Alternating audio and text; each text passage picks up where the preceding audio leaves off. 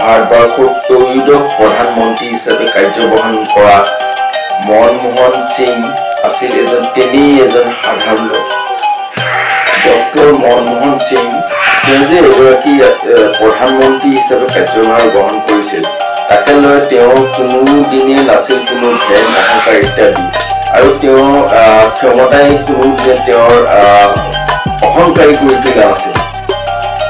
তেওঁ কি নাছিল, তেওঁ ৰিজাৰ্ভ বেংকৰ গভৰ্ণৰৰ পৰা আদি কৰি ভাৰতবৰ্ষৰ বিত্তমন্ত্ৰী আৰু শেষত প্ৰধানমন্ত্ৰী হৈছিলে। তেওঁৰ এই দীৰ্ঘদীয় সফলতা আৰু পদ্মযোদ্ধাই কোনোদিনে তেওঁৰ ব্যক্তিত্বৰ ম্লান পেলাব পৰা নাছিল। জ্ঞানৰ বিশাল সাগৰ আৰু অৰ্থনৈতিক সংস্কাৰৰ পুৰুধা ব্যক্তি হিচাপে তথা দক্ষ আৰু জনকল্যাণকামী ৰাজনীতি আদিয়ে তেওঁক মহিলোকৰ শাৰীলৈ ৰূপান্তৰিত কৰিছিল। ডক্টৰ মনমোহন সিঙৰ জন্ম হৈছিল 26 ছেপ্টেম্বৰ 1932 চনত। তেতিয়াৰ অবিভক্ত পঞ্জাৱ বৰ্তমানৰ পাকিস্তানত অৱস্থিত গহ নামৰ ঠাইত। তেওঁৰ জন্ম 26 তাৰিখে যিদৰে হৈছিল, তেনেদৰে তেওঁৰ মৃত্যু 26 ডিচেম্বৰ 2024 চনত।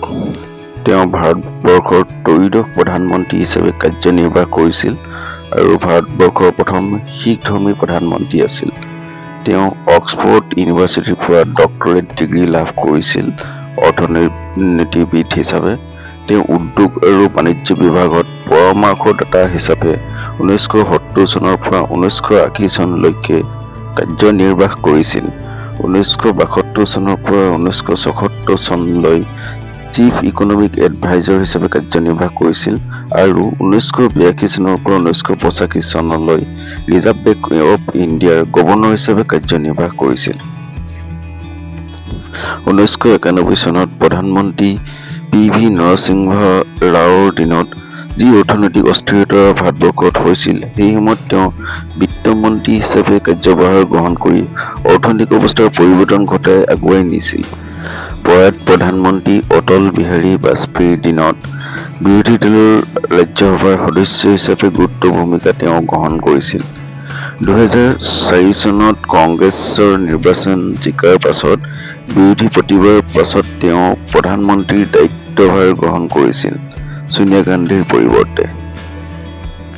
মনমোহন সিঙৰ শাসন কালছোৱাতে কিছুমান প্ৰজেক্ট আৰম্ভ হৈছিল, যেনে National Rural Health Mission, Unique Identification Authority, Rural Employment Guarantee Scheme আৰু Right to Information Act 2008, civil nuclear agreement with United States, লগতে ব্ৰিক্সৰ স্থায়ী সদস্য হিচাপে পৰিগণিত হৈছিল।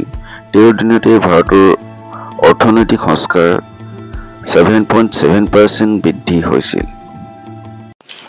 গতিকে ডক্টৰ মনমোহন সিঙৰ কৰ্মৰাজি আৰু অৱদানসমূহ যিমানে বহলাই আলোচনা কৰিলেও কম হ'ব।